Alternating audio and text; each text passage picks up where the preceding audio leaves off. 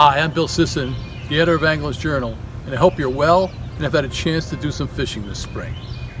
I'm going to read a story today that I wrote 34 years ago about fishing for striped bass in the springtime on the Connecticut River.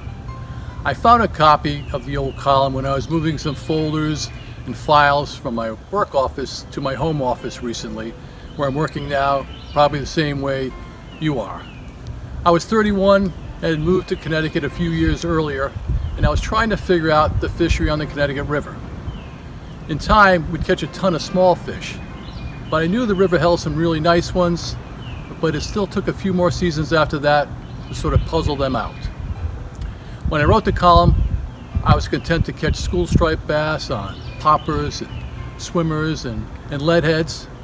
When I had a chance, I would take my oldest daughter with me. She was 4 or 5 years old.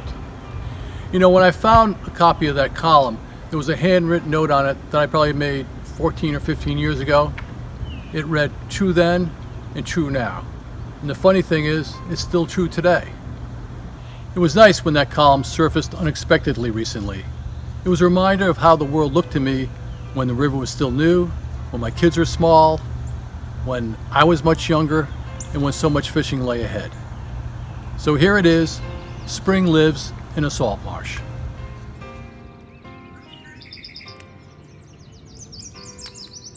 The sun dips and the wide salt marshes that border the Connecticut River near its mouth take on a sharpened look. The head-high grasses, brown from winter, suddenly turn tawny in the changing light. It is a world of silhouettes. Small boats move with the current, their occupants casting to sod banks washed by the high water. In the channel, tug and barge proceed without fanfare.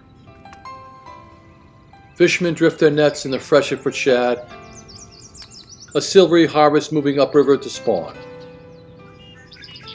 In the distance, where the Lieutenant River nudges the Connecticut, a man fishing with a surface lure fights a small striped bass, which he releases. The first cast of this new year yields a strike. The second produces a fish. Honest. It is early in the season, and the fish are spirited, showing little hesitation in striking a swimming plug, move slowly across the current. The bass are small, less than 2 feet, but what they lack in size, they make up for in pluck. They are also plentiful. Spring is special for the angler. It holds more promise than fall. Evenings are lengthening, and everything good is still ahead. There is not the urgency that one senses in November, with shrinking light and cold northerlies. Now is the time to explain to the child the movement of tides, to point to the osprey overhead, and to run the small fingers along the side of a fish before its return to the currents. Trout fishermen may disagree, but is there a better fish than the striped bass, or a better place than awakening salt marsh to symbolize spring? Well, that's the end. Short and sweet, 34 years.